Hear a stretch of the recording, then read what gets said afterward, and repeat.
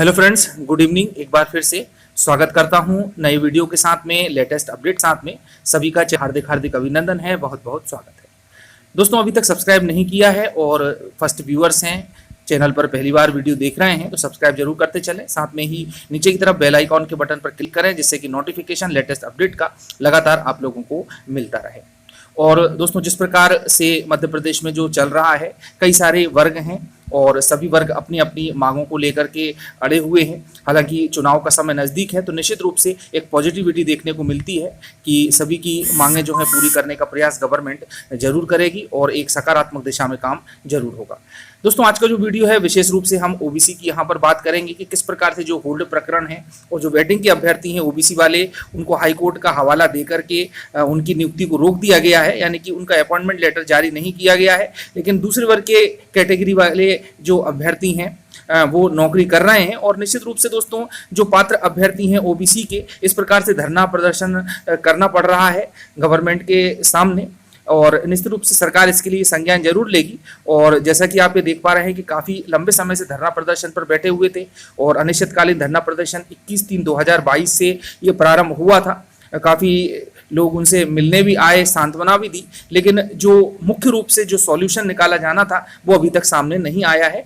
और इसकी वजह रही है हाई कोर्ट का जो डिसीजन 27% का, उस पर रोक होना। इस प्रकार की स्थिति दोस्तों बन रही है, लेकिन लोक शिक्षण संचालनालय के सामने लगातार अभ्यर्थी अपना प्रदर्शन कर रहे हैं, अपनी मांगों को मनवाने की कोशिश कर रहे हैं। कई तरह के प्रयास भी किए गए। अभी हाल ही में बच्चों को भी पढ़ाने का काम किया गया था, भीमराव अंबेडकर जी की जयंती भी मनाई गई थी और इस प्रकार से दोस्तों काफ़ी कुछ पॉजिटिव रिस्पांस यहाँ पर देखने को मिला है। और गवर्नमेंट के प्रति जो रवैया रहा है सभी का, वह निश्चित रूप से चाहते हैं कि वह सकारात्मक हो और उनको भी नियुक्ति मिल सके।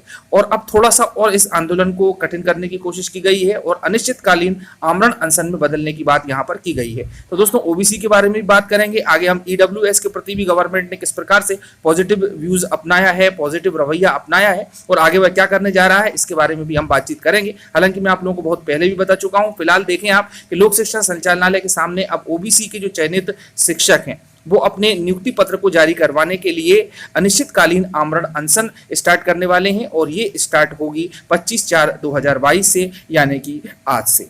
तो दोस्तों, हजारों की संख्या में अभ्यर्थी यहाँ पर जुड़ चुके हैं और पिक्स के माध्यम से भी मैं आप लोगों को बताऊंगा जैसे ही पिक्स या वीडियो कुछ आ जाता है मुझे।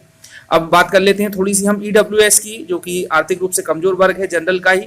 और पहले भी मैंने आप लोगों को बताया था, इसलिए ये डिटेल में नहीं बताऊंगा कि अनेक सौगात देने को तैयारी में सरकार, यानी कि जो मार्क्स हैं उसके लेवल को कम किया जाएगा और सामान्य वर्ग के कल्याण की तैयारी में है शिवराज सरकार। और शिक्षा विभाग की बैठक में तय होगी नियमावली। इसके पहले की जो न्यूज आई थी उसमें एक शिक्षा विभाग की बैठक करने की बात कही गई थी। तो यहाँ पर हम देखें कि इनको लाभ देने के लिए शासकीय सेवाओं में 10% का आरक्षण दिया, परंतु पिछली सरकार की विसंगतियों की वजह से यह आरक्षण पूर्णतः लागू नहीं हो सका और 2018 में गरीब सवर्ण के लिए आरक्षित सीटों के लिए उम्मीदवारी नहीं मिल पा रही थी और 1500 पद रिक्त जा रहे हैं। उसका कारण रहा है, जैसा कि दोस्तों हर बार मैं बताता रहा हूं, कि 90 जो नंबर है वो नहीं ला पाए, यानी कि 60% जो पात्रता रखी गई थी क्वालिफाइंग मिनिमम मार्क्स की, वो नहीं आ पाए थे और इसकी वजह से ही 1500 पद अभी भी खाली हैं। तो यहाँ पर ईडब्ल्यूएस के अभ्यर्थियों ने न्याय के लिए बुधवार को सीएम शिवराज सिंह चौहान से मिलकर गुहार लगाई थी और उम्मीद भी जागी है कि जल्द ही इस विषय को लेकर सरकार कोई ना कोई सकारात्मक रवैया जरूर अपनाएगी।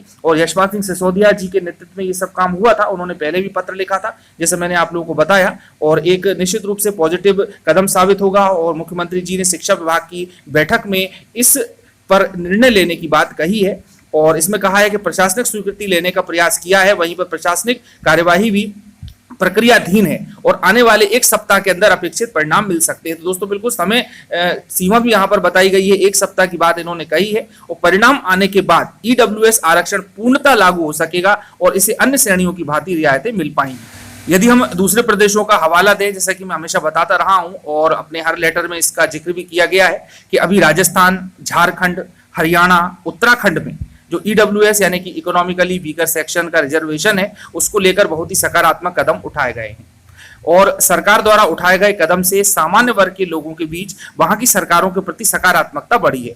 तो दोस्तों सामान्य वर्ग की ही बात नहीं है, SC ST OBC के लिए भी यदि पॉजिटिव कदम उठाए जाएं तो सबके लिए सरकार एक सम्मानीय स्थिति में आ जाएगी और निश्चित रूप से दोस्तों उनके जो वोटर्स हैं वो उनके साथ होंगे। और मध्य प्रदेश में भी शिवराज सिंह चौहान जल्द ही इसे लागू करते हुए सामान्य वर्ग के साथ न्याय करने की तैयारी में है। और निश्चित रूप से दोस्तों जो OBC कैंडिडेट हड़ताल पर बैठे हुए हैं या निश्चितकालीन आमरण अनशन पर बैठे हुए हैं उनके लिए भी कोई ना कोई पॉजिटिव न्यूज बिल्कुल जल्द ही और बहुत जल्द आएगी।